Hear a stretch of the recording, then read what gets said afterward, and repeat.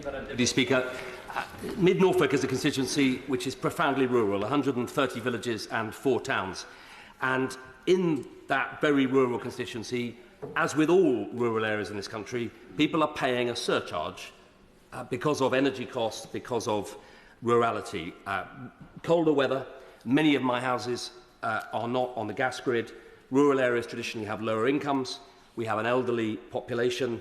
And the Treasury, very helpfully, it's a shame ministers didn't read it, last year did a piece of work to look at the risks of rural poverty and the higher risk of rural areas falling into rural poverty. And the Treasury's own figures showed that the average household at risk of poverty in rural areas needs an extra £800, or in layman's terms, it's a 2.5 times 250% higher risk of rural houses falling into rural poverty.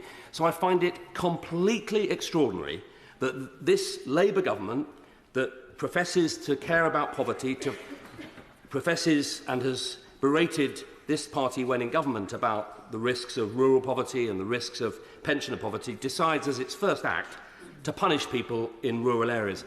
And it's because of those rural risks that I and a number of colleagues earlier this year set up the Fair Funding Alliance, supported by ACRE, the Countryside Alliance and rural bodies. Higher fuel and energy prices are hitting rural areas, and we would have hoped this government might have listened.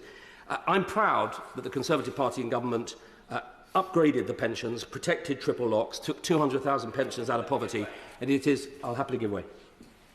The former member for Thornbury and Yate introduced the triple lock, and this was actually a Liberal Democrat policy. Would the honourable member care to correct the record on that point?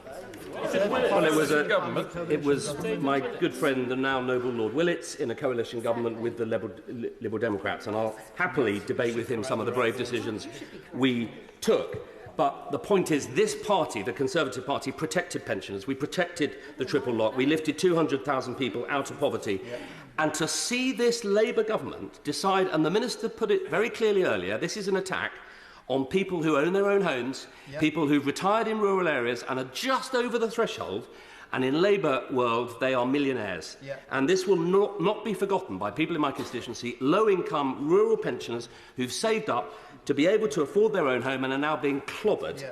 And it's unfair, it's unjust, it's unjustifiable, it's unprecedented, and I urge and beg ministers to think again.